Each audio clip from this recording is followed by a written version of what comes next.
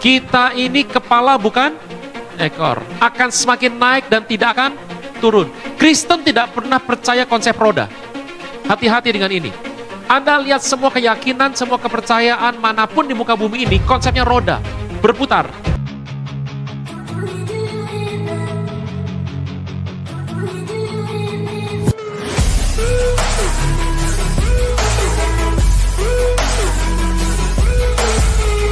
Shalom sahabat Ephata Kebenaran. Senang sekali bisa bertemu kembali dengan sahabat di channel ini. Saya berterima kasih karena sahabat sudah mampir dan mengikuti channel ini sampai hari ini. Saya berdoa kiranya Tuhanlah yang membalas dan memberkati kita semua. Channel Ephata Kebenaran membahas khusus tentang tanda akhir zaman atau peristiwa-peristiwa yang akan terjadi di akhir zaman. Dalam bahasa teologianya adalah eskatologi. Kita akan belajar tentang akhir zaman dari berbagai sumber yang akan disampaikan oleh pendeta-pendeta yang luar biasa dipakai Tuhan di zaman ini. Baik pendeta dari Protestan, Karismatik, Katolik, dan semua pendeta akan kita ambil khotbahnya khususnya tentang akhir zaman. Tujuannya agar kita punya pandangan dari berbagai pendeta-pendeta ini, sehingga kita punya pemahaman yang lengkap dan komprehensif tentang tanda akhir zaman atau nubuatan akhir zaman atau tanda 66 ini. Semoga channel ini boleh memberkati kita semua. Tidak perlu berlama-lama lagi, mari kita langsung saja mendengarkan khotbah tentang akhir zaman dari hamba Tuhan yang luar biasa ini. Namun sebelumnya, mari kita bersatu di dalam doa. Bapa di sorga, kami siap dibekali oleh kebenaran firman tentang nubuatan, tentang tanda-tanda akhir zaman, hal-hal yang akan terjadi di masa depan. Berikanlah kami kemampuan agar kami dapat mengerti rencana Tuhan atas kehidupan kami dan dunia ini. Ajar kami Tuhan agar kami mempersiapkan diri menghadapi hari-hari yang akan datang ini. Kami siap diberkati oleh hamba-Mu ini. Berkatilah hamba-Mu ini, berkati pemberitaan firman Tuhan, berkati kami semua. Demi nama Yesus. Amin. Saudara Tuhan, saya percaya Anda dan saya semua ingin dipromosi Tuhan. Level up. Kita mau naik lebih tinggi lagi. Kekristenan punya sebuah ciri yang beda dengan dunia. Alkitab berkata dengan jelas dalam kitab Ulangan. Kita ini kepala bukan ekor. Akan semakin naik dan tidak akan turun. Kristen tidak pernah percaya konsep roda. Hati-hati dengan ini. Anda lihat semua keyakinan, semua kepercayaan manapun di muka bumi ini, konsepnya roda. Berputar. Kadang di atas, kadang di bawah. Kadang dalam kondisi yang hancur, kadang bisa naik lagi. Kalau lagi di atas bilang, hati-hati, siap-siap, ntar kapan-kapan bakal jatuh lagi. Repotnya kalau 6 tahun sekali jatuh. Ada masa berkat, 6 tahun sekali ciong, hancur. Gitu. Hati-hati. Ada yang bilang, kalau di bawah, tenang, sabar, nanti pasti naik. Tolong mengerti, Kristen tidak punya konsep roda. Alkitab sebutkan kita akan semakin naik dan bukan turun. Kristen itu tangga. Tangga. Naik ke atas. Tapi Kristen juga punya sebuah tanggung jawab. Kalau Anda sudah ada di level tangga, anak tangga yang ke-6, ke-7, ke-8, tolong jangan pernah lupa yang pertama sampai ke-7. Banyak orang sudah levelnya sudah level anak tangga ke-11, dia melupakan peristiwa 1 sampai 10, akibatnya apa? Dia harus kembali ke bawah lagi. Saya percaya semua orang pengen mendapatkan sukses dalam hidup ini, amin. Nah, sebelum saya bicara mengenai sukses, saya mau cerita dulu mengenai definisi gagal. Supaya kita tahu apa beda sukses, apa beda gagal. Gagal adalah gagal sama dengan sukses di semua tempat yang Tuhan tidak pernah suruh. Nah itu.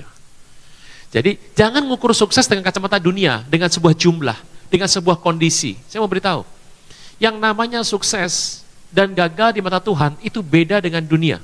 Gagal adalah sukses di semua tempat yang Tuhan tidak pernah suruh. Saya mau kisahkan sebentar mengenai cerita yang baru menarik sekali dan Paniku sampaikan di hari Sabtu kemarin di Sentul. Ini peristiwa saya dapatkan beritanya adalah hari Minggu. Hari Minggu pas mau ibadah mendapatkan sebuah berita. Kisah ini disampaikan oleh orangnya sendiri Dan dia juga meminta ini disebarluaskan kemana-mana dengan nama yang disebut, karena dia ingin supaya semua orang mendapat cerita ini dan bisa masuk surga. Mau masuk surga? Nah, namanya Benny Hinn. Nah, kenal dong kalau Benny Hinn. Oke. Tahun lalu beliau kena serangan jantung dan beliau harus dioperasi. Pas saat dioperasi, dia beristirahat di rumah sakit pasti. Dan pada malam hari dia bermimpi. Mimpinya unik sekali. Dia pakai baju putih, mengantri di sebuah jalan. Dan ini mimpi yang ini adalah mimpi yang kesekian kali tipenya yang saya dengar. Sama dengan saya pernah dengar dari beberapa jemaat di beberapa waktu yang lalu. Panjang antriannya, dan di ujung dari antrian itu yang paling depan, itu ada sebuah pintu sorga. Dan Tuhan Yesus depan pintu itu, bajunya kemilau putihnya, tih banget gitu. Dan di samping Tuhan Yesus ada pemain piano seorang wanita, yang siap memainkan piano. Ini semua orang jalan nih. Begitu jalan, dan yang ngantri ini Kristen semua ya, Kristen semua. Kristen, ya mirip kayak kita lah gitu, Kristen, LGF plus pembicaranya, Kristen. Anda Kristen semua? Nah itu ya, ngantri. Ada aktivis, ada pekerja, ada hamba Tuhan di sana, semua ini ngantri. Kalau orang yang begitu depan Tuhan Yesus, Tuhan tersenyum, maka yang main musik langsung main musik yang indah. Indah sekali mainnya, Tuhan tersenyum, Tuhan berkenan, langsung pintu surga terbuka, orang yang masuk. Tapi kalau yang ngantri tidak boleh masuk, muka Tuhan muram, tidak suka wajahnya, yang main musik lagunya menjadi menyayat, dan lagunya penuh kesedihan dan tidak indah. Dan masalahnya Benny Hinn ngantri di situ. Dia lihat dari yang ngantri sudah cukup lama ini, yang boleh masuk cuma 20%. Berapa?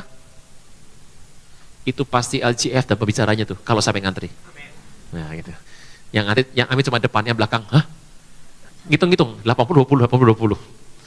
Cuma 20 yang boleh masuk, selebihnya dibuang. Jadi kalau sampai yang mainnya musik jelek, nggak berapa lama, iblis datang, bawa orang ini pergi ke neraka. Setelah dia ngantri dengan gemetar, Benny Hinn sampai di tempat itu. Pemain musiknya kenal sama dia, kan ini pendeta terkenal nih. Jadi langsung main musik yang indah. Masalahnya wajah Tuhan Yesus tidak suka dan muram. Sangat tidak suka, dan Benny sudah ketakutan luar biasa. Main musiknya berhenti main. Nggak jadi main. Muka Tuhan Yesus begitu muram. Dan Tuhan berkata, inilah keputusan atas hidup. Begitu pas mau ngomong, dia terbangun dari mimpi. Nih, kasus begini banyak nih. Pendoa saya juga mimpi soal saya. Tepat ada keputusan, istrinya bangunin dia. Bangun, doa pagi. Saya bilang, istrimu pengganggu, saya bilang. Tinggal sebentar lagi tuh, saya nih ada sebuah pergumulan. Gitu loh. Pendoa saya lagi lihat dalam mimpi, pas mau keputusan, istrinya bangunin dia. Aduh, saya bilang, udah, sampai hari ini gak nyambung lagi mimpinya. Jadi, ada yang bilang sama saya, kalau gitu Pak, doanya kita lama-lama aja Pak, siang-siang aja, kita tidur dulu. Nah itu lebih kacau lagi seperti itu. Begitu dia bangun, dia tahu Tuhan bicara sama dia. Aku kasih kamu kesempatan kedua. Tahun 2010, Benny Hinn bercerai sama istrinya. Hamba Tuhan cerai nih sama istrinya. Tapi sudah nikah lagi sekarang, sudah balik. Jadi nikah, cerai, nikah lagi. Waktu dia cerai, dia kehilangan uang 7 juta US dollar. Semua hartanya habis, terjual semua, hubungannya habis, teman-temannya minggir semua jemaat tidak percaya sama dia, semuanya rontok. Hubungan sama Tuhan hancur. Tidak pernah doa lagi, nggak pernah nyembah lagi. Tapi kalau KKR, kesembuhannya top. Nah, dari sana dia cerita. Sekarang sudah nggak penting semuanya, dia cerita. Sekarang dia memutuskan yang paling penting hubungan sama Tuhan.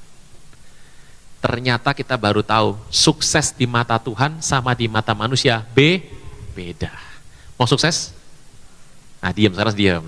Nah tadi kan sukses itu punya duit manician fulus arto hepeng kan gitu, sekarang udah ganti. Oke, kita lihat. Bapak Ibu, ini kemarin ini kita mendengar ada KTT Oki. Nah, keputusan terakhir adalah mengutuki bangsa pilihan. Yuk kita lihat sebentar bangsa mana di muka bumi ini yang diyakini secara manusia paling sukses. Menurut Anda bangsa apa? Israel. Yang belum ke sana, saya doakan tahun ini berangkat. Gitu. Jangan lupa berangkat pakai iman. Yang kedua money. Nah itu diatur sendiri. Yang nomor 2 diatur sendiri. Yang pertama bisa didoakan. Nah, Anda kalau melihat, saya pernah cerita tempat ini, Anda pasti ingat, yang namanya pertanian sana maju sekali. Karena pertanian itu yang namanya waduk pengairannya di bawah tanah. Tanah Jawa itu Jawa Dwipa, Pulau Jawa itu pulau paling subur, pulau padi namanya. Jawa sama tanah Israel, panjang Jawa. Tanah di sana kering kerontang, air tuh jarang, nunggu air tuh cuma dari lelehan salju Gunung Hermon, yang setahun sekali meleleh, minum air. Kalau sampai nggak meleleh, hujan jarang, kering di mana-mana. Beda sama Indonesia, kita air tolak-tolak. Wah, Gunung Sahari tolak, itu pindah ke Kelapa Gading, sana tolak, pindah Pluit, tolak-tolakan bertiga. Saya orang Cibubur nonton dari atas, wih puji nama Tuhan. Ini kalau sudah musim hujan kan sekarang ngadu iman. Gitu. Antara Kelapa Gading, Gunung Sahari, sama Pluit, kan gitu. Ini ngadu iman saja bertiga ini.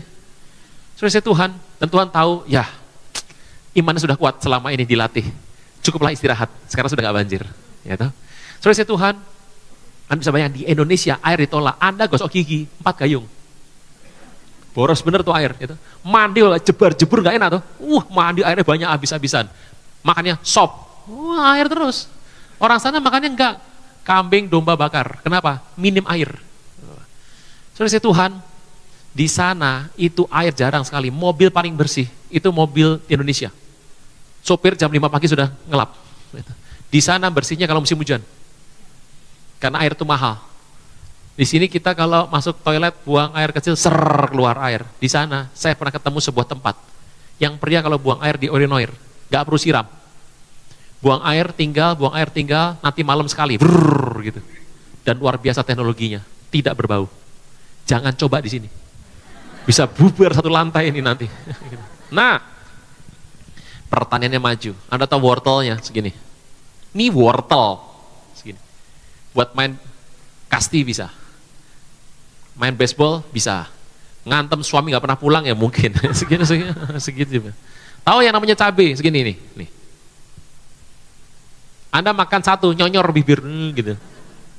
Bukan cabai-cabean, cabai beneran segini. Besar segitu, besar sekali. Pisangnya segini, pisang biasa. Saya pernah dikasih sama jemaat. Bapak suka pisang kan? Iya, mau saya belikan Pak. Oh boleh, saya coba segini. Itu di bis, sepanjang sampai ke hotel gak habis itu. Makan pisang terus segini. Segini pisangnya. Sampai enak loh saudara. Maju sekali. Seluruh bunga di muka bumi itu impor dari mereka, kecuali tulip. Maju luar biasa. Ada baca majalah Forbes. Daftar 20 orang terkaya di muka bumi, 12 keturunan mereka. Anda mau lihat yang namanya penemu Nobel, hadiah Nobel, 75% keturunan mereka, Yahudi. KTT Oki mengatakan dan jelas kemarin bahwa kita mengutuki bangsa pilihan. Saya tahu itu adalah pernyataan politik. Saya hamba Tuhan, saya nggak mau ikut campur kasih komentar. Saya nggak mau masuk dalam ranah seperti itu. Itu bukan wewenang saya, bukan bagian saya. Saya tidak mau jawab apapun mengenai keputusan itu. Itu urusannya pemerintah. Tapi saya mau kasih komentar saja, sedikit saja, nggak ada hubungannya. Mengingatkan bahwa semua produk kebersihan yang Anda pakai dari kepala sampai ujung kaki, itu produk mereka. Shampoo, conditioner, scrub, penghalus wajah, sabun batang, sabun cair, yang namanya semprot kaki bau, mulut bau, gini, keramik, porselen, ngepel, semua produk mereka. Diesel mereka, listrik sampai jadi kayak gini mereka. Anda tolong mengerti yang namanya vaksin dan serum, mayoritas mereka.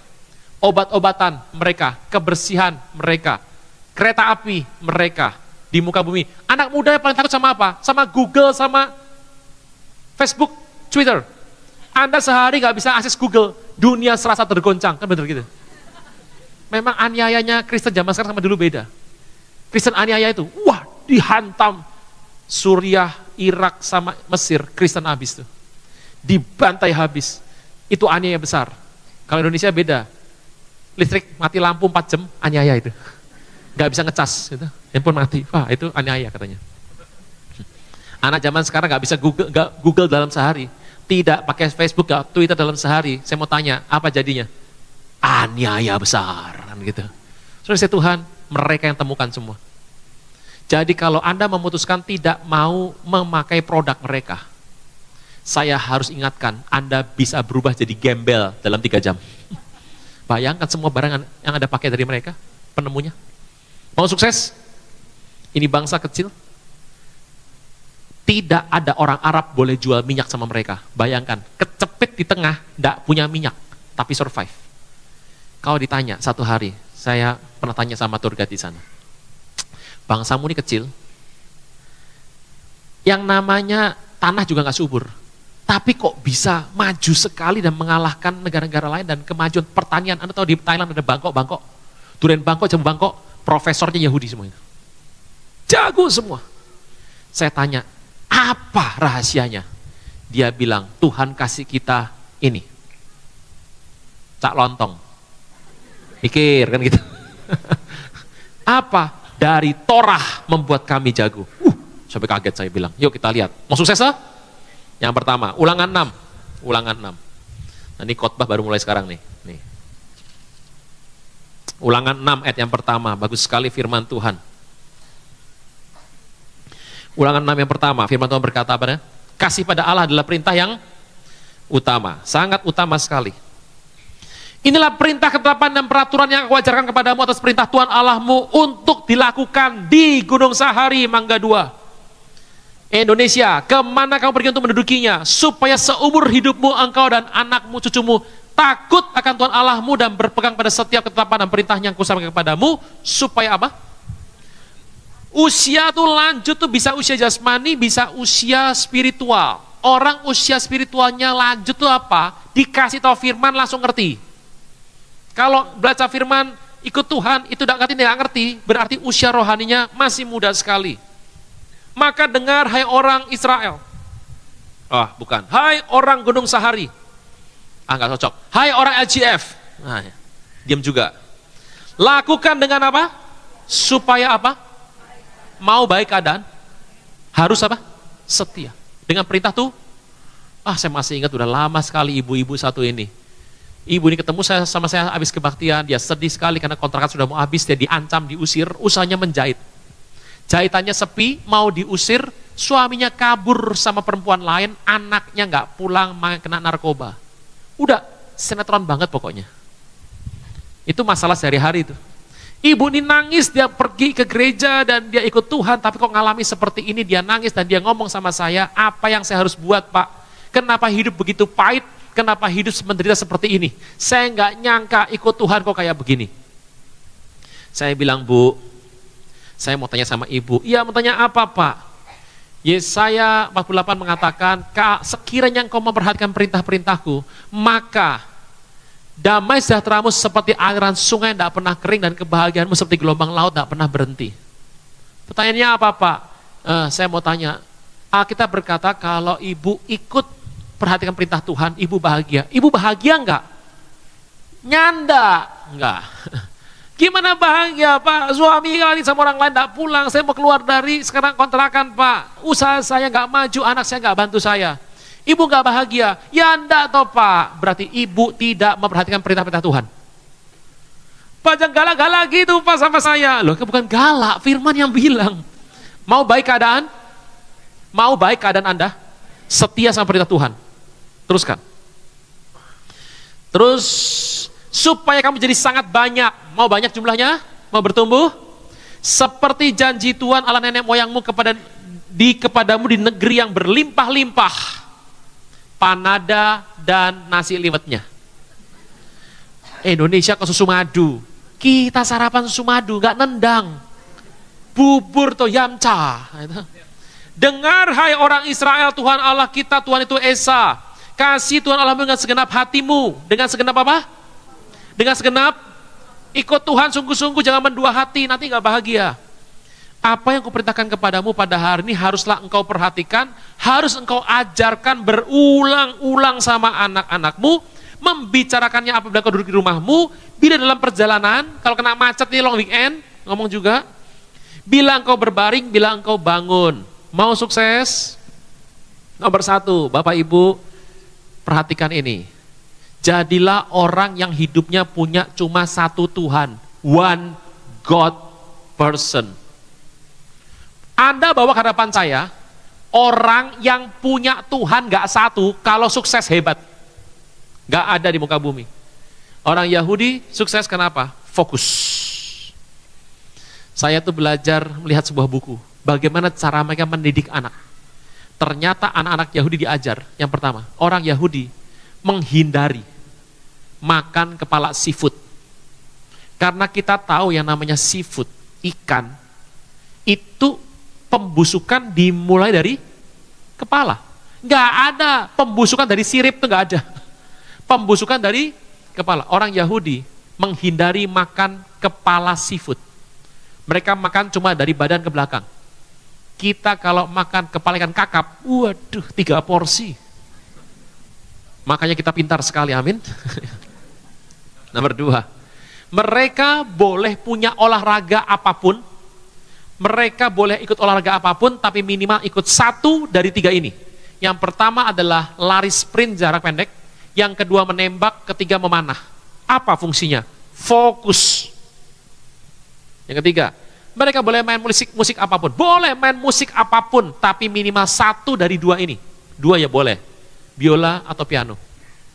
Entah kenapa mereka belajar seperti ini. Hidup mereka fokus sama satu hal. Kita kadang-kadang, saya masih lihat di sini pasti nggak ada lah. Senin mau ujian, Minggu ke gereja bawa buku matematika. Sambil nunggu ibadah baca matematika. Hidup tidak pernah fokus.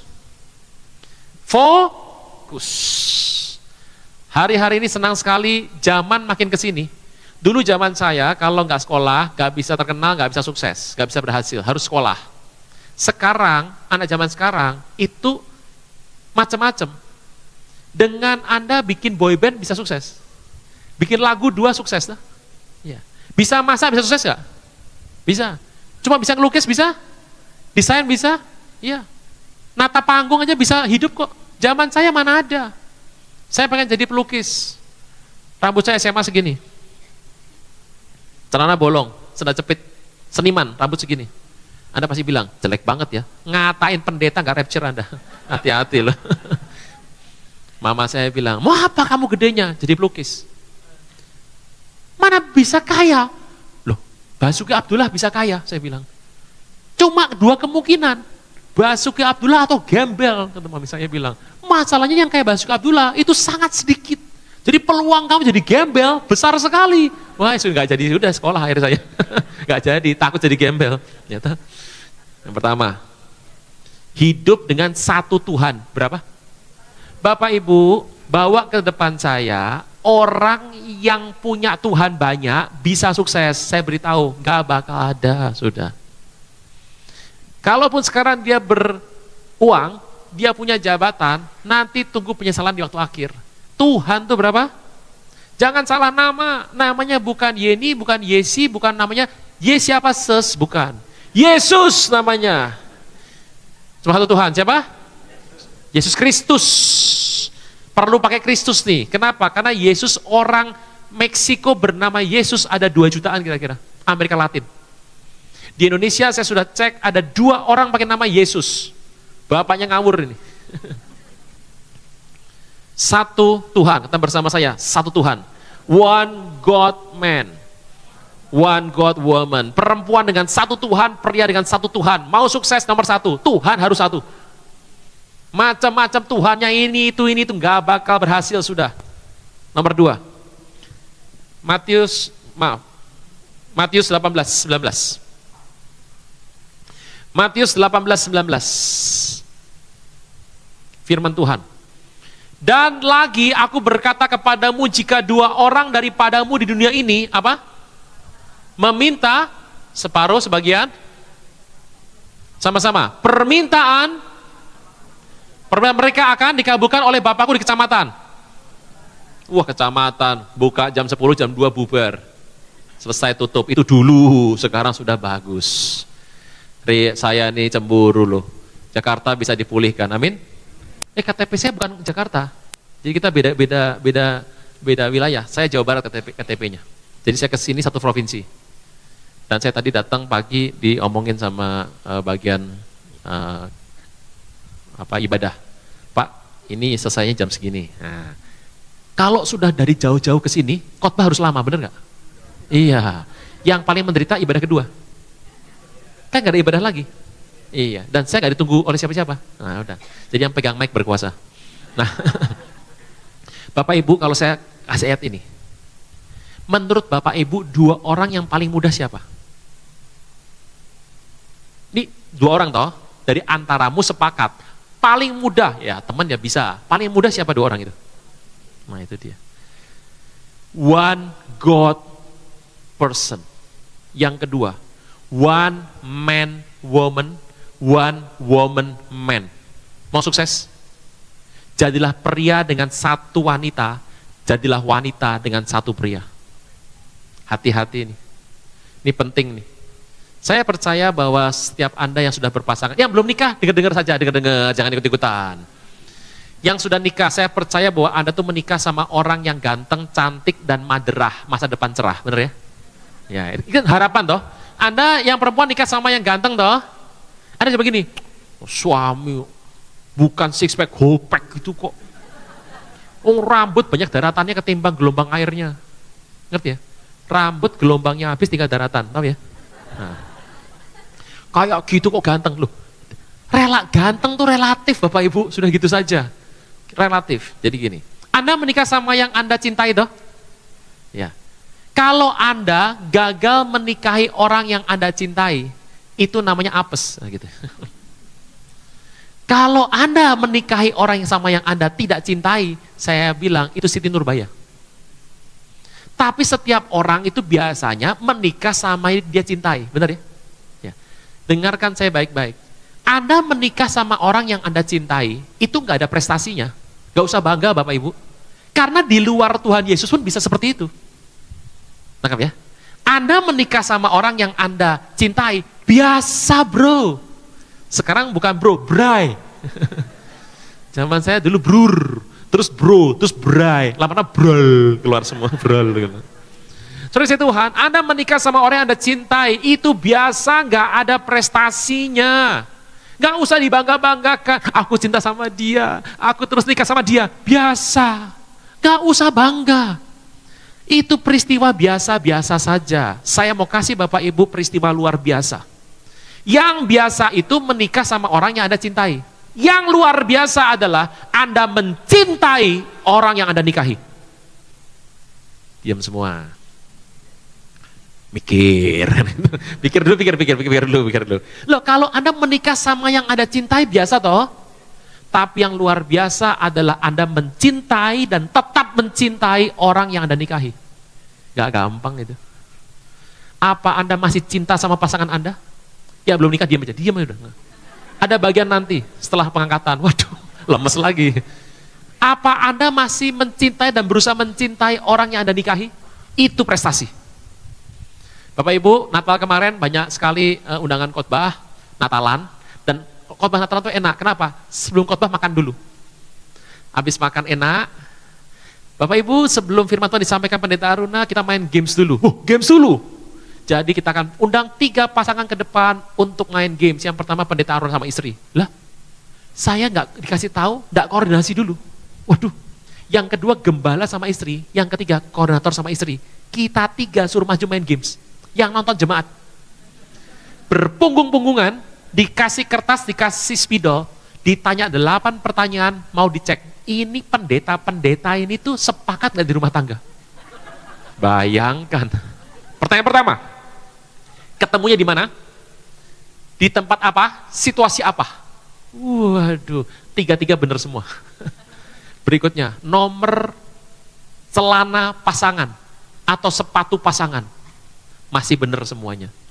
Berikutnya, film terakhir yang ditonton bersama-sama. Kalau saya gampang, saya nggak pernah ke bioskop, langsung berita di TV. Benar semua pasti benar itu. Itu 1. Berikutnya, pria suruh nutup mata, sepatu wanita taruh sana semua. Si pria harus cari sepatu istri yang mana di antara ratusan sepatu.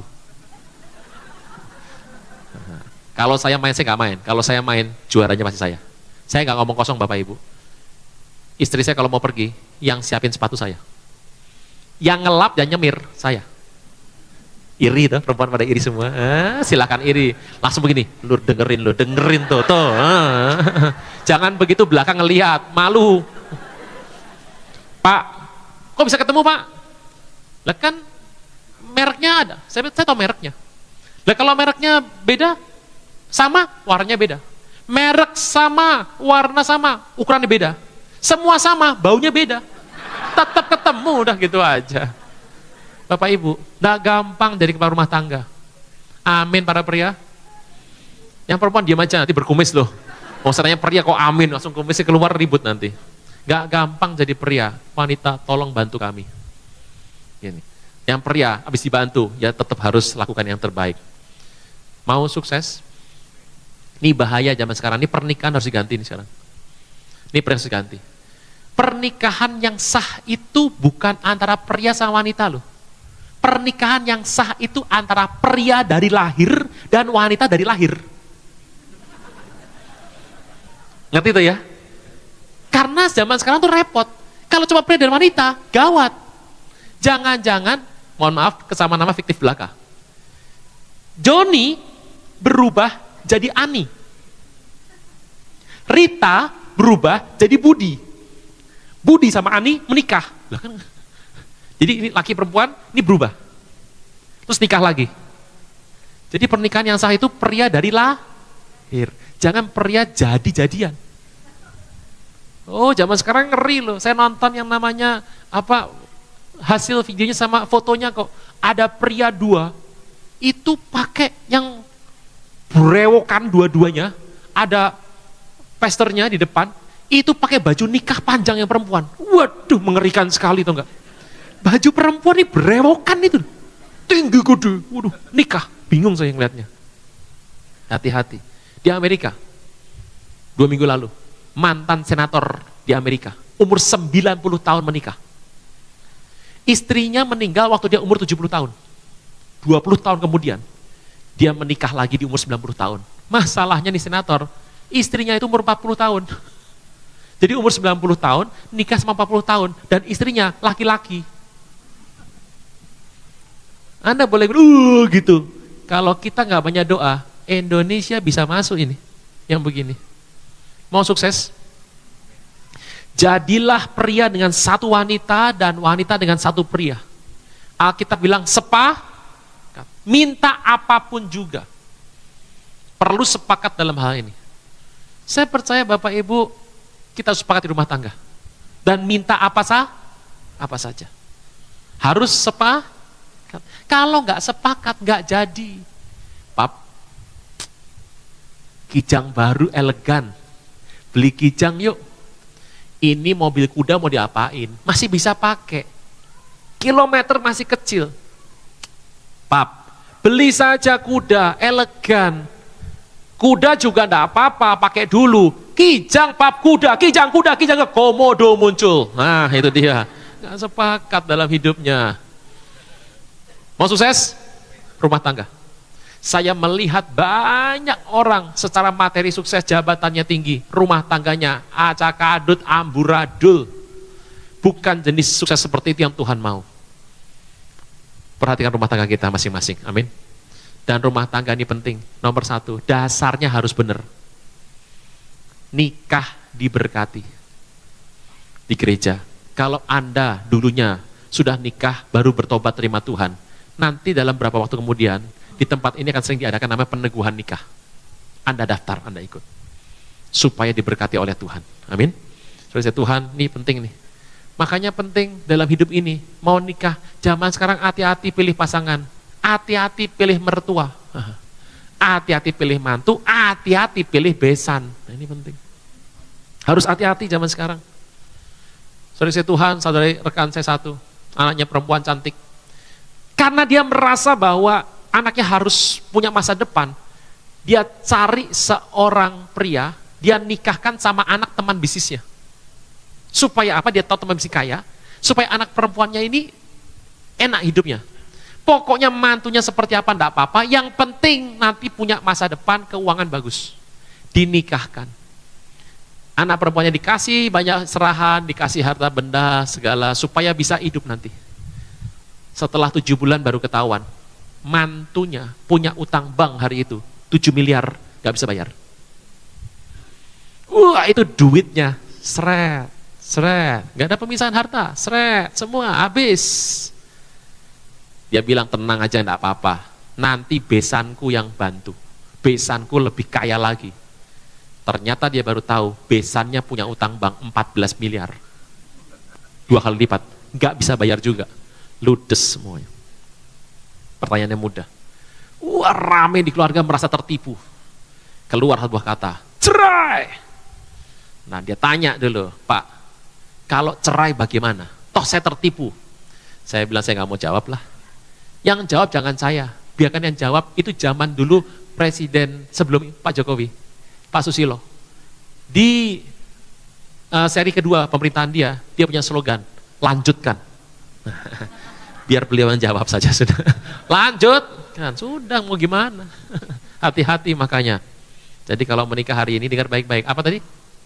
Lanjutkan. Nah, tanggung jawab. Terus, one God person, one woman man, one man woman. Yang ketiga, Matius 28, 19-20. Matius ke-28, ayat 19-20. Anda pasti hafal ini semua. Karena itu pergilah jadikanlah semua bangsa muridku, baptis mereka dalam nama Bapa, Anak, dan Roh Kudus. 20. Ajarlah mereka melakukan segala sesuatu yang kuperintahkan kepadamu, dan ketahuilah bahwa aku menyertai kamu senantiasa sampai kepada akhir zaman. Ini ayat amanat agung bagus sekali. Ayat 19, balik dulu ke depan. Karena itu pergilah jadikan apa? Nah ini nih, saya tuh baca bolak-balik gini. Kita kalau pergi dari rumah kan masuk kantor toh, masuk bengkel, masuk salon, masuk mall, masuk kerjaan, Anda ke bank, Anda investasi segala macam, Anda kuliah. Kita keluar rumah itu untuk beraktivitas, bekerja. Padahal kita berkata, pergilah jadikan semua bangsamu. Jadi kalau kita keluar rumah terus kerja, menyalahi firman apa enggak ya? Sini pertanyaan dalam hati saya. Saya buka bolak-balik bahasa aslinya, saya buka bolak-balik. Luar biasa sekali. Saya akan bacakan kembali dengan sebuah pengertian yang agak berbeda, tapi dengan ayat yang sama. Ayatnya bilang gini, karena itu, seraya engkau pergi, sambil engkau berjalan, seraya engkau beraktivitas, muridkanlah semua bangsa. Saya ulang ya, sambil engkau nyalon, sambil engkau ke dokter, sambil engkau ngurus klien, sambil engkau melakukan konstruksi, sambil engkau dagang di toko, sambil engkau apapun kau buat, muridkanlah semua bangsa. Muridkanlah semua bangsa, itu enggak ada targetnya. Kalau jadikan semua bangsa murid, kalau sampai enggak jadi murid, Anda dosa. Tapi ini muridkanlah semua bangsa. Jadi saya mau tanya, hidup itu yang penting apa?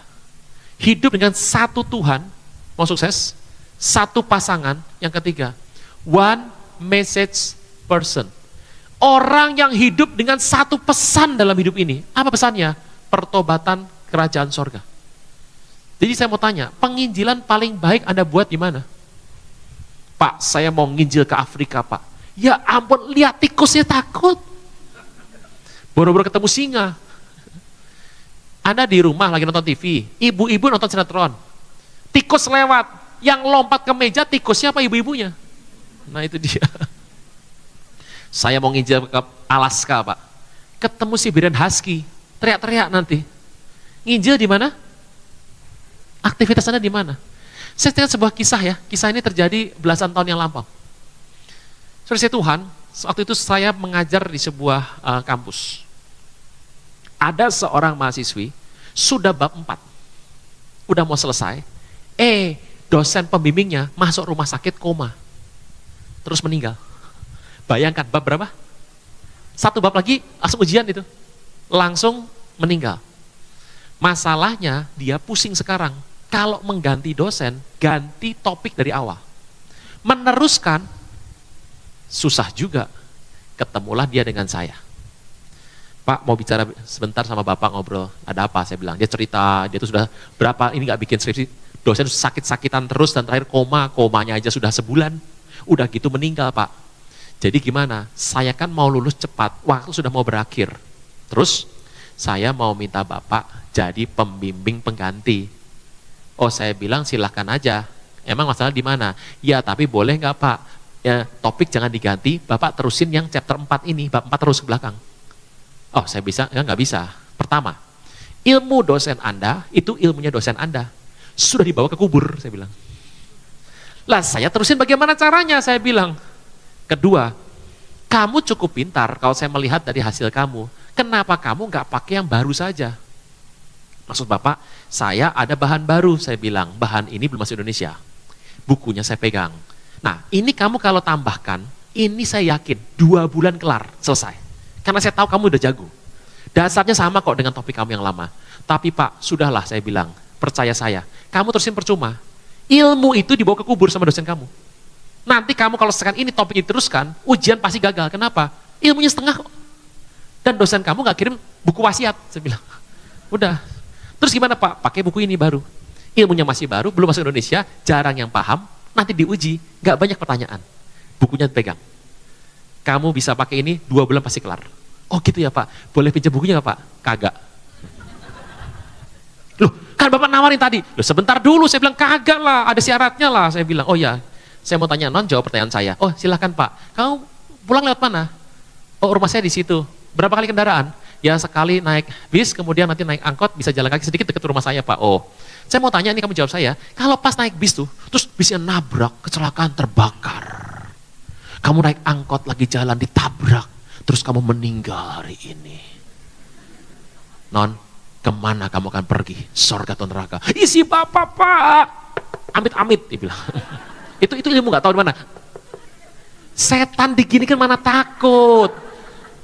Saya melihat banyak di toko-toko. Amit-amit, ya ampun, setan gak takut begituan. Masih begitu juga dipertanyakan Kristennya. Saya Tuhan, aduh Bapak jangan begitu Pak, aduh amit-amit Pak. Loh, saya gak nakut-nakutin, cuma tanya. Semua bisa terjadi kan? Iya sih Pak. Lah saya mau tanya jawabannya, kalau kamu hari ini meninggal, terbakar kosong. Saya bilang, masuk mana? Aduh Bapak, loh gini-gini. Saya minta jawaban ini. Sebelum saya tahu jawabannya, bukunya nggak bakal kamu pegang. Aduh Bapak, pulang, tanya sama dirimu sendiri, kasih jawaban. Paling lama 3 hari, pulang. Saya nggak tahu lagi, tapi kelak dia cerita sama saya. Dia pulang, dia maki-maki saya. Dasar gila, dosen ngapain kayak gitu? Nggak tahu diri, sakit jiwa. Dia pulang. Naik bis, naik angkot sampai rumah pokoknya muram. Maminya tanya, kenapa? Dosenku meninggal. Ini mau aku jadikan pengganti, lebih gawat dari yang pertama, dia bilang. Ya sudah makan, dia makan, habis makan tidur. Begitu tidur, dia bermimpi. Ruangan kosong, ada meja, ada kursi, dia ujian Alkitab, dosennya saya. Loh, tugas kita kan nginjil. Urusan terusin, urusan Tuhan, kan gitu. 10 soal, saya tanya, Yesaya sekian isinya apa? Markus sekian isinya apa? Dia nggak bisa jawab. Nilainya 0. Keputusannya, kamu nggak bisa jawab, kamu ke neraka. Dia bangun, keringetan. Dia stres sekali, 2 hari kemudian dia kembali.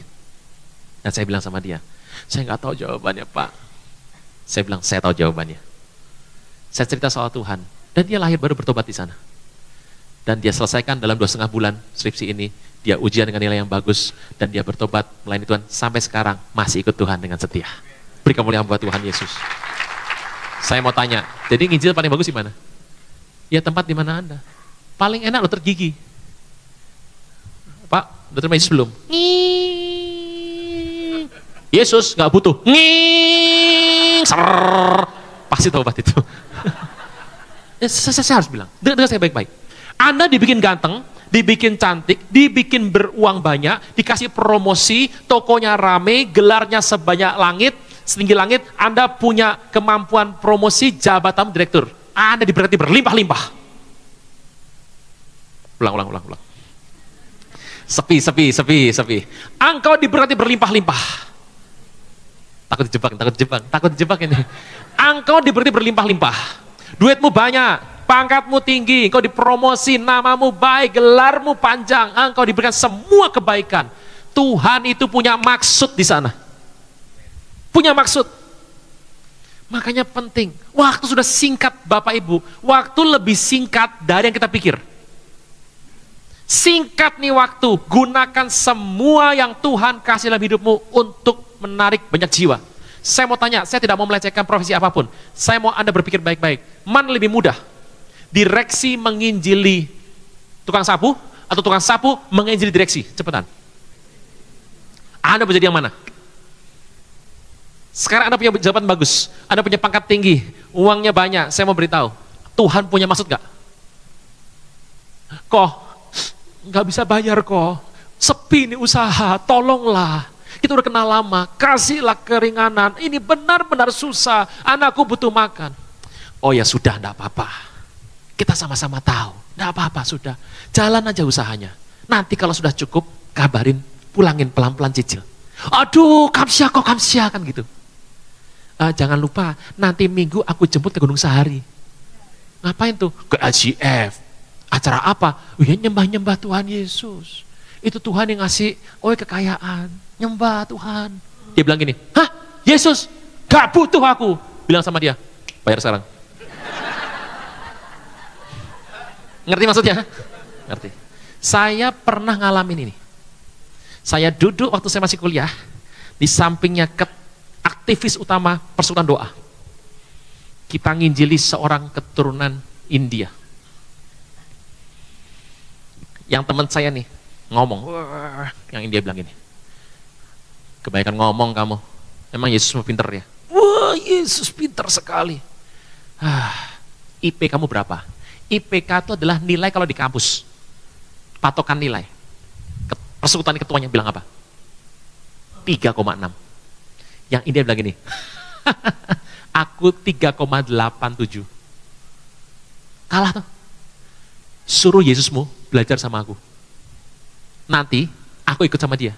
Bila perlu, kamu belajar sama aku. Gak berguna Yesusmu. Itu saya sama teman saya pandang-pandangan seperti digaplok tuh. Plok. Kami gak jawab satu patah kata pun. Kenapa? Malunya luar biasa. Dia ketawa berkemenangan. Lah aku gak ikut Yesus 3,87 dia bilang.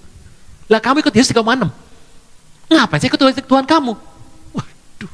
Itu saya duduk sama teman saya tidak bersuara pandang-pandangan, dia nunduk. Hari itu di hati saya ngomong, Tuhan, kasih saya semua ilmu yang Tuhan mau. Bawa sini semuanya Tuhan. Kalau saya bisa dapat yang paling tinggi, nanti yang di bawah saya tak injili, saya bilang. Nah orang sekarang kalau datang, gue gak ngerti nih, ajarin dong nih soal keuangan, dosen ini ngomong apa kok gak ngerti nih, ajarin ya, kan mau ujian. Boleh. Lu kalau minggu kemana? Apa urusannya? Saya balikin udah sekalian. Bapak Ibu, waktu tinggal singkat. Tinggal singkat, saya mau tanya, Anda mau persembahkan sama Tuhan apa? Buah roh, buah jiwa. Buah roh, berat Pak, seorang yang berangasan Pak. Buah jiwa gak ada. Pas ngantri, musiknya, musik kacau balau.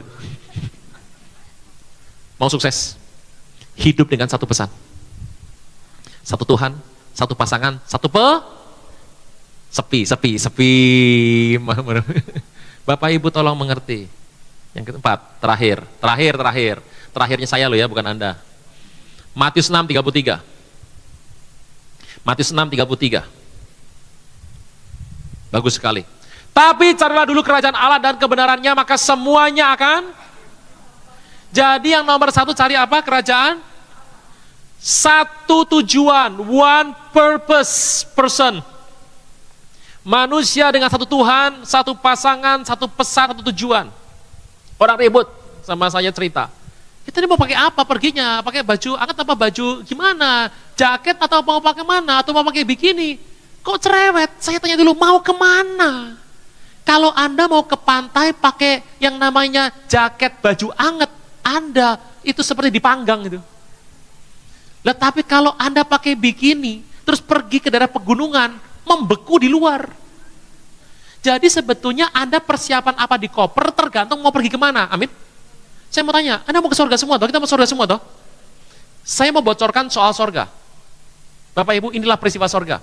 Saya percaya Bapak Ibu pernah mendengar kisah ini, Anda bisa buka YouTube, ini berita nasional Bapak Ibu. Berita nasional sudah lama, saya sudah ketemu sama orangnya, dia saksi depan saya dan saya lihat orangnya. Masih ingat tidak yang namanya Sekolah Tinggi Teologi Dulos? Dulos. Itu pemimpinnya adalah Dr. Yohani Huta-Soit, yang ketua PDS yang dulu dan calon presiden dulu, masih ingat ya? Pendeta. Itu adalah Sekolah Tinggi Teologi. Sekolah ini pernah didatangi oleh massa dan dibakar oleh massa. Anak STT-nya dijejer di bawah. Satu anak namanya Domingus, ditanya, mau sangkal iman apa tidak? Anak STT ini gak mau sangkal iman. Dari belakang dihantam, entah pakai kayu, entah pakai batu. bak, dia jatuh, blek, meninggal seketika. Waktu meninggal, ini orang digorok lehernya. Gak selesai, polisi datang, jadi tinggal segini. Pas diangkat kepalanya gitu, tinggal segini, sepanjang ini, di sini.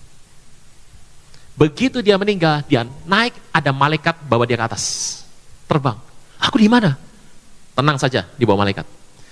Dia berhenti di sebuah tempat, ada 2 jalan lebar dan sempit. Jalan lebarnya ada pintu lebar, jalan sempit ada pintu sempit. Malaikat bilang, dia suruh milih.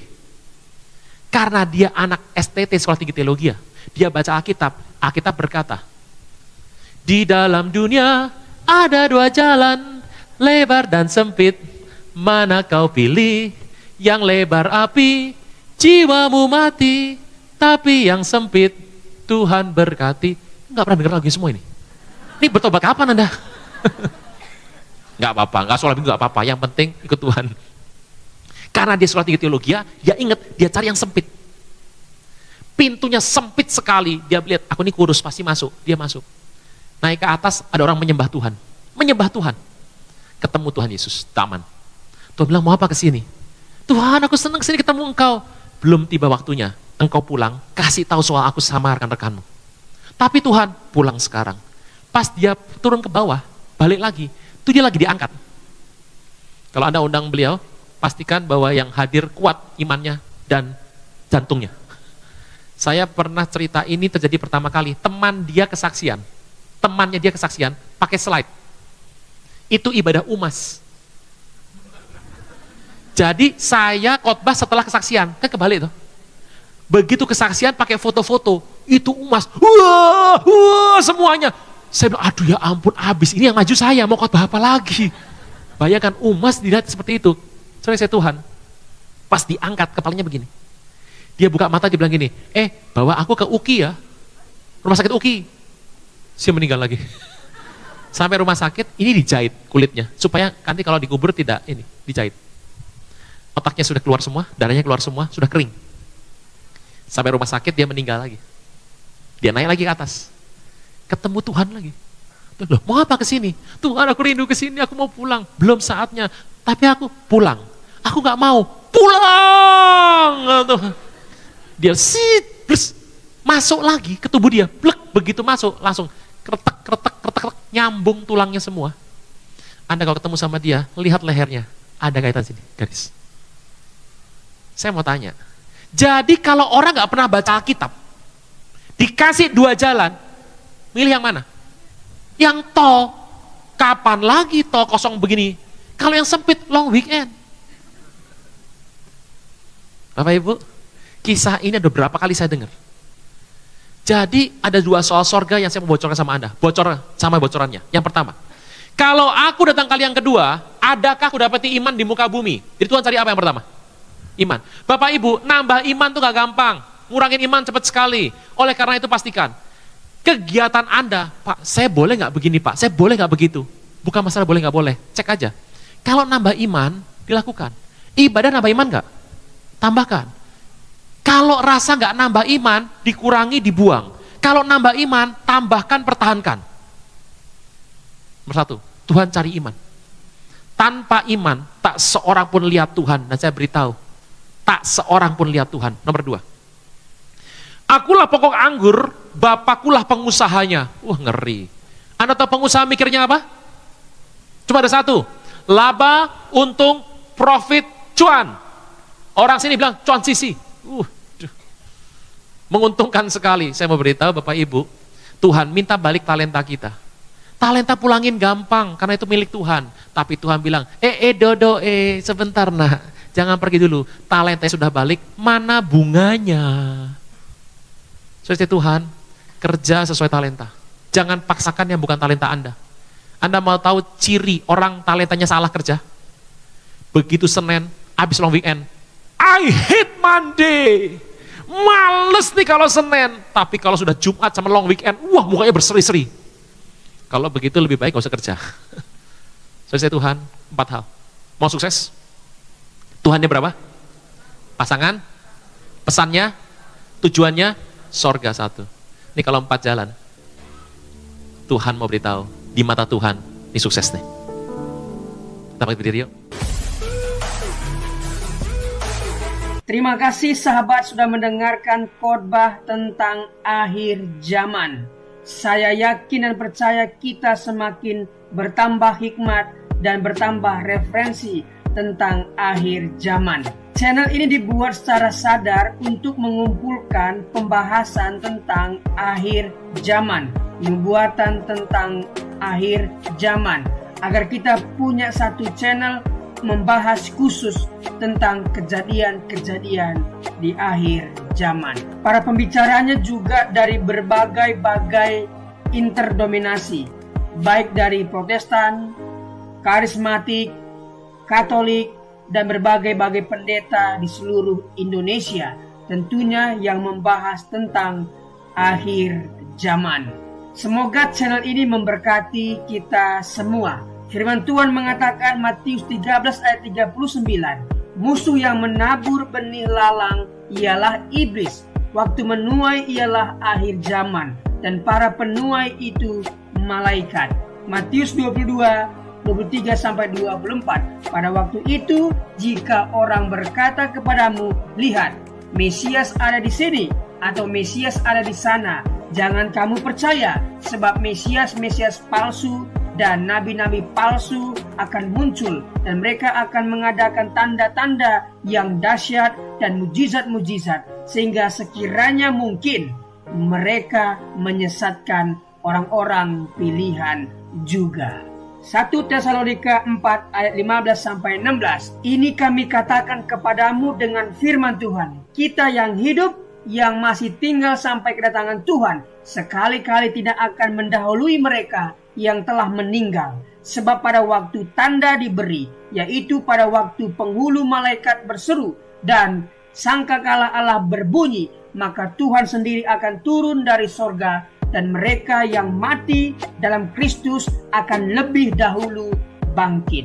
Matius 24 ayat 24. Karena itu berjaga-jagalah, sebab kamu tidak tahu pada hari mana Tuhanmu datang. Matius 26 ayat 64. Jawab Yesus, engkau telah mengatakannya, akan tetapi aku berkata kepadamu, mulai sekarang kamu akan melihat Anak Manusia duduk di sebelah kanan yang Maha Kuasa dan datang di atas awan-awan di langit. Tuhan akan menjemput kita di langit, dan kita akan datang menyongsong Dia di langit, sampai nanti kita akan memerintah di kerajaan 1000 tahun. Tuhan Yesus memberkati. Mari kita berdoa. Tuhan, terima kasih buat pemaparan firman Tuhan tentang akhir zaman yang disampaikan oleh hamba-Mu yang luar biasa ini. Berkatilah hamba-Mu ini, pelayanan, keluarga, setiap pekerjaan yang dia kerjakan dibuat Tuhan berhasil dan beruntung. Kami yang mendengarkan firman ini berterima kasih Tuhan, karena kami semakin bijaksana menambah referensi baru tentang akhir zaman. Apa yang harus kami lakukan menjelang akhir zaman? Tentunya harus mendekatkan diri, melekat dengan Tuhan, sehingga ketika waktu itu tiba, kami diangkat dan bersama-sama dengan Tuhan di langit dan akan memerintah di kerajaan 1000 tahun nantinya. Terima kasih Tuhan, demi nama Yesus. Amin.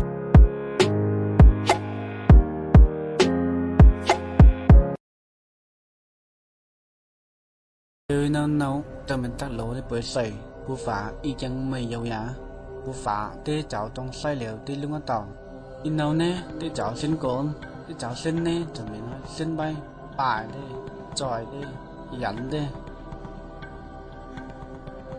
coi à mày tôi xin nào muốn tôi liệt xa tán tê nè cháu ngạo mày mòn chùi bù phá ao tê đọc lên nó tê cháu khai sĩ sẽ coi cha xin nào mà bài đi bây giờ cho mình cha xin nêu pin mãi với bài sa tan nhà bù phá cho mình không hay nào in vậy mình đi luôn tàu thằng này bây giờ đi tập sa tan mà cha xin vào cái một bù phá bay cho pin pan âm bay tới lầu càng thì pay mà thằng pay mặt bây ăn xây ra cái lầu mình pan play mà nè cho chơi miền bù phá cháu bù phá nè đi dùng chọc vần mà cháu ăn xây ra cái lầuวันใดจัดเตจะอยู่ไหนเตเจ้าเพียนำมากูต้องใส่ตูต้องใส่แต่ไปจะเหม็นเตเจ้าเหลวไปยาเตกุยทันอีกไง tí cho ấy dính tê mà cháu cần bút chai nèo cần mấy nhàng nèo tí cháu cần mà nè cho cháu cần bay bài tê cô cần bay lấy bay cô nên xây giá cái bây giờ bù phá tí cho cháu ăn xuân nèo cần nhậu cái xây mà cho mày qua yêu tình cha ăn xuân cái nè mày cô mà nè mình ban đây này lại bù phá cho sang cần giá cô mà cái mình chân kín nào mọi người tôi này kín tôi này cho ngài thay bây giờ in đâu cần và bù phá hô xí tổng xảy cần quay mấyวันnè tu pay tu satani pada kang ni tu je khâu nang lo màไปโลกันหยาผู้ฝาติดลาแบบตัวนี้กันหยาซ้อมตอนตัวกันโซ่ติมาตัวนี้กันหนาวไปยากันจะต้องไปกลางกินมาลงไปกินลงไปจะไม่ฝามละนี่ไม่ผู้ฝากลางปุยาโซ่กันเราไม่ท้ายที่วันเนี่ยไปยากันเราไม่ฝามจะผู้ฝาคัดตุนไหมไม่ปูฝาไม่นะฝามนะเหม็นซอยกันเราไม่ฝามซอยเหมียวคนกันในหนาวซอยจะคัดตุนใบตรงยาหวานนั้นแพ้ไปกันลงทูแพ้ก็ไปเหมือนในหนาวไปยากว่ากันเราเป็นปูฝาเจ้ามายิงปูฝาเอานางเหล่านี้กันจูนำทางเบ็ดทายาได้กันฝาไป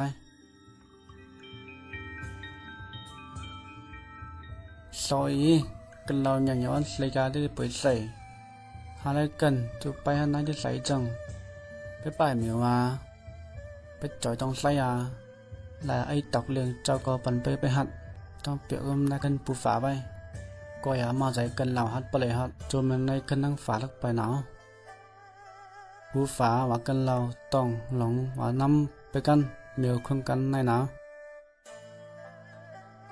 ก็อย่าปูฝานี้ที่ยันใจหันนิ้นกันnhư vậy cần lò mình ấy dính tới mà cháu bây giờ tới cho hỏi y lộc tộc tê Giêsu đón xây ra cây mà cháu phạm cần lò bây giờ y tế cần lò cho mày ngày ngủ như vậy Giêsu lâu mà khá lỗi cần lò Giêsu vậy liệu nó cháu phạm cần lò cho ngài thái yêu xì xì cha ní ông lục tới mà sao phạm cần lò bay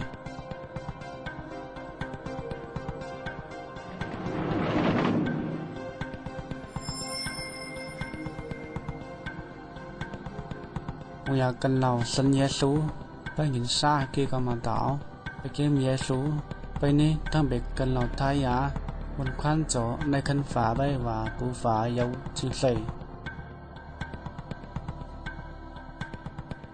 bây giờ mình xin Giêsuเรานี้นิท้ายgiảนี่จะไปkiếmไพ่ไปที่ไต้ฟุ้งmìnhไต้ต่อยผู้ฝาเจ้าตีบ่ไพ่ซอยวงหยากันเราไปkiếm Giêsu nàoมีตั้งลำเขาปูฝาลำเขาเยซูกลางหนาวไปปลายไพ่ไปเกมไพ่จะลองตีไปโยโฮโยคัมวางกันเราเก็บเยซูนี้กันเราทายาจนในคันเตียงฝาไปอีไว้เยซูจะใจตองกองลงไปกันเทียบค่าเราต่อแนวขึ้นไปในทั้งปูฝาตั้งหน้าบางอย่างตัวอย่างสัญญาโซนนี้จนในกันฝาไปว่าผู้ฝานายเอาจึงใส่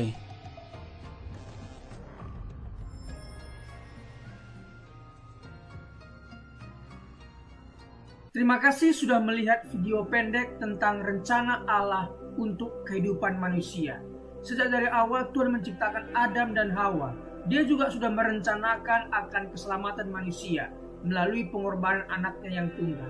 Tidak ada cara lain selain menerima Tuhan Yesus yang adalah jalan, kebenaran, dan kehidupan. Tidak ada seorang pun yang bisa bertemu dengan Bapa kalau tidak melalui Tuhan Yesus. Tuhan Yesuslah yang menjadi jembatan seperti video yang kita barusan lihat. Jadi rencana Allah itu sangatlah sederhana. Rencana keselamatan yang diberikan Allah sangatlah sederhana. Mari kita lihat artikel berikut ini. Rencana keselamatan Allah yang sederhana namun penuh kuasa. Hai kawan, saya akan mengajukan pertanyaan yang paling penting di dalam kehidupan ini. kebahagiaan dan kesusahan Anda di masa akan datang bergantung pada jawaban Anda. Pertanyaannya adalah, apakah Anda sudah diselamatkan? Ini bukan pertanyaan tentang perbuatan baik Anda, bukan juga apakah Anda anggota gereja, tetapi apakah Anda sudah diselamatkan?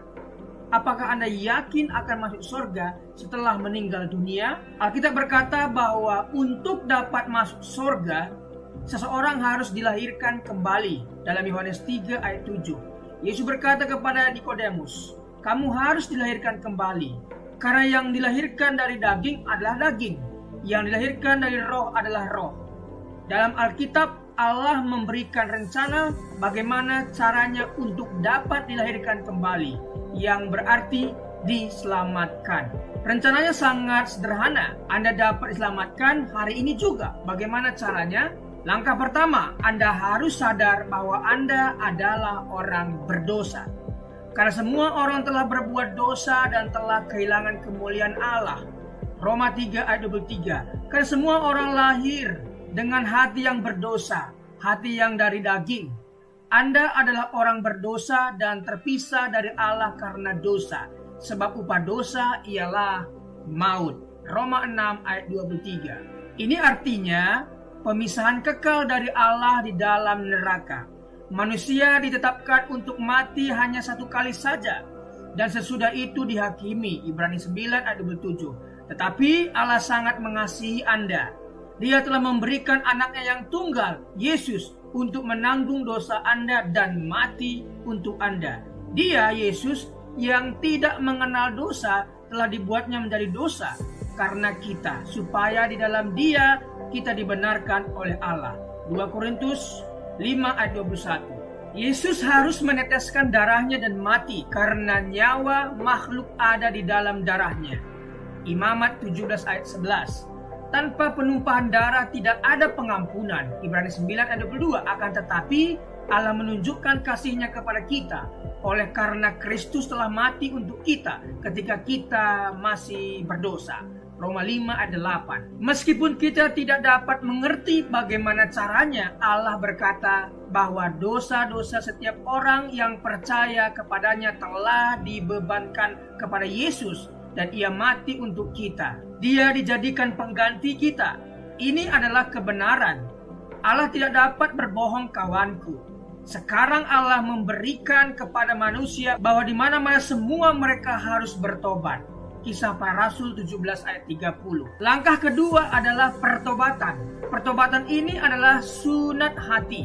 Kalau di perjanjian lama Tuhan minta Abraham, Kejadian 17, dan semua keturunannya disunat sebagai tanda perjanjian yang kekal. Makna rohaninya adalah dalam perjanjian baru Tuhan Yesus memperkenalkan tujuan dari sunat jasmani adalah sunat hati, yaitu secara rohani. Sunat jasmani dilakukan sebagai upaya memurnikan diri dan dari aspek medis dapat menghindari sejumlah sakit penyakit. Sunat hati secara rohani memurnikan hidup kita dari dosa dan maut. Yeremia 4 ayat 4 berkata tentang sunat hati supaya terhindar dari murka Allah. Perbuatan-perbuatan yang jahat adalah kehidupan yang tidak takut akan Tuhan, tidak hidup mengasihi Dia dan tidak beribadah kepadanya. Sunat hati berarti bertobat dari kehidupan yang jahat dan menaati Tuhan. Mengatakan betapa baik, kuat dan dahsyat, adil dan kasih Tuhan hingga layak disembah oleh semua orang. Pertobatan harus disertai perbuatan. Cara berpikir di mana seseorang mengaku dan setuju bahwa ia orang berdosa di hadapan Allah dan mengaku serta menerima pengorbanan Yesus di kayu salib untuk setiap orang percaya. Dalam Kisah Rasul 16 ayat 30 sampai 31. Penjaga-penjaga Filipi bertanya kepada Paulus dan Silas, "Tuan-tuan, apakah yang harus aku perbuat supaya aku selamat?" Jawab mereka, "Percayalah kepada Tuhan Yesus Kristus dan engkau akan selamat." Percayalah kepadanya sebagai seorang yang telah menanggung dosa-dosa Anda dan mati mengganti Anda, dikuburkan dan dibangkitkan kembali oleh Allah. Kebangkitannya memastikan bahwa orang percaya dapat yakin akan kehidupan kekal. Sesaat Yesus diterima sebagai juru selamat, kebangkitannya memastikan bahwa orang percaya dapat yakin akan kehidupan kekal sesaat Yesus diterima sebagai juru selamat. Tetapi semua orang yang menerimanya diberinya kuasa supaya menjadi anak-anak Allah, yaitu mereka yang percaya dalam namanya. Yohanes 1 ayat 12. Sebab barang siapa yang berseru kepada nama Tuhan akan diselamatkan. Roma 10 ayat 13. Barang siapa dalam kutipan di atas termasuk Anda diselamatkan bukan berarti mungkin atau dapat, tetapi pasti diselamatkan. Tentu Anda sadar bahwa Anda seseorang berdosa. Saat ini juga, dimanapun Anda berada, bertobatlah, serahkanlah hatimu kepada Allah dalam doa pengakuan dosa dan pertobatan yang sungguh-sungguh. Dalam Lukas 18 ayat 13, seorang yang berdosa berdoa, "Ya Allah, kasihanilah aku orang berdosa ini." Berdoalah, "Ya Allah, aku tahu bahwa aku adalah orang berdosa. Aku percaya bahwa Yesus telah menggantikan aku waktu dia mati di kayu salib. Aku percaya bahwa penumpahan darahnya, kematiannya, penguburannya, dan kebangkitannya adalah untuk aku. Sekarang aku menerimanya sebagai juru selamatku. Terima kasih atas pengampunan dosa-dosaku, pemberian keselamatan dan kehidupan yang kekal karena rahmat dan anugerah-Mu. Amin." Terimalah firman Allah dan dapatkanlah keselamatan daripadanya dengan iman. Percaya, maka Anda akan diselamatkan. Secara lahiriah mungkin kita kelihatan pergi ke gereja, membaca Alkitab, namun jika hati kita masih tinggal dalam kegelapan, dilimputi ketakutan, kebimbangan, kepentingan diri sendiri, dan memaksakan kehendak sendiri, kita harus mempersembahkan hati kepada Tuhan sebagai persembahan yang terbaik. Bukan gereja, perkumpulan ataupun perbuatan-perbuatan amal ibadah yang menyelamatkan Anda. Ingatlah, hanya hati yang diserahkan kepada Allah yang dapat disucikan dan diselamatkan. Rencana keselamatan Allah yang sederhana adalah Anda orang berdosa. Apabila Anda tidak percaya dalam Yesus yang telah mati menggantikan Anda, pasti Anda akan tinggal untuk selama-lamanya di dalam dosa dan maut. Jika Anda percaya kepadanya sebagai juru selamat yang telah disalibkan, dikuburkan, serta dibangkitkan, Anda menerima pengampunan atas segala dosa dan karunia keselamatan kekal karena iman. Anda mungkin berkata, "Tidak mungkin semudah itu." Ini sesuai Alkitab. Ini adalah rencana Allah. Hai kawan, percayalah pada Yesus dan terimalah Dia sebagai juru selamatmu. Hari ini juga, kalau rencananya masih belum jelas bagi Anda, bacalah tulisan ini berulang-ulang tanpa berhenti sampai Anda mengerti jiwa Anda lebih berharga daripada seisi dunia ini. Apa gunanya seseorang memperoleh seluruh dunia tetapi ia kehilangan nyawanya? Markus 8 ayat 36. Marilah serahkan hatimu kepada Tuhan sebagai persembahan yang hidup, kudus, dan sukarela. Anda harus benar-benar pasti akan keselamatan pribadi ini. Apabila Anda kehilangan jiwa, Anda akan kehilangan surga dan kehilangan segala-galanya. Percayalah dan biarkanlah Allah selamatkan Anda saat ini juga. Kuasa dan kasih Allah akan selamatkan Anda. Tetapkan hati Anda dan perubahan cara pandang memungkinkan Anda untuk hidup sebagai orang Kristen yang selalu menang atas pencobaan. Pencobaan-pencobaan yang kamu alami ialah pencobaan-pencobaan biasa yang tidak melebihi kekuatan manusia, sebab Allah setia dan karena itu Ia tidak akan membiarkan kamu dicobai melampaui kekuatanmu. Pada waktu kamu dicobai, Ia akan memberikan kepadamu jalan keluar sehingga kamu dapat menanggungnya. 1 Korintus 10 ayat 13. Jangan bergantung pada perasaan Anda. Perasaan itu selalu berubah. Berdirilah pada janji-janji Allah. Janji-janji Allah tidak pernah berubah. Setelah Anda selamat, ada 3 hal yang perlu dilakukan setiap hari untuk pertumbuhan iman. Berdoa, berbicara kepada Allah, baca Alkitab, biarkanlah Allah berbicara kepada Anda, dan Anda berbicara bagi Allah. Dan perlu dibaptis air sesuai ketaatan Anda pada Tuhan Yesus Kristus sebagai kesaksian dan demonstrasi imanmu. Dan kemudian bergabung secepatnya dengan gereja yang mengajarkan Alkitab sebagai firman Allah. Jadi janganlah malu bersaksi tentang Tuhan kita. 2 Timotius 1 ayat 8. Setiap orang yang mengakui aku di depan manusia, aku juga akan mengakuinya di depan Bapakku yang di sorga. Matius 10 ayat 32. Amin. Itulah tadi rencana keselamatan Allah yang sangat sederhana. Yang pertama, kita harus sadar bahwa kita orang berdosa. Yang kedua, kita harus bertobat, meninggalkan yang lama dan beralih kepada Tuhan, dan berdoa untuk menerima Yesus sebagai Tuhan dan Juru Selamat kita. Dan setelah melakukan ini, ada 3 hal lagi yang kita harus lakukan, yaitu berdoa, berbicara kepada Tuhan apa yang menjadi pergumulan kita. Yang kedua, baca firman, mendengarkan Tuhan berbicara lewat firman kepada kita. Kemudian kita berbicara kepada Tuhan. Yang ketiga adalah bersaksi. Jangan malu bersaksi. Setelah engkau diselamatkan oleh Tuhan, bersaksilah. Saksikan imanmu kepada semua orang. Siapa yang malu mengakui Tuhan Yesus di depan umum, maka Yesus pun akan malu mengakuimu di depan Bapa. Jadi saksikan kuasa keselamatan yang Tuhan berikan kepadamu. Terima kasih. Tuhan Yesus memberkati.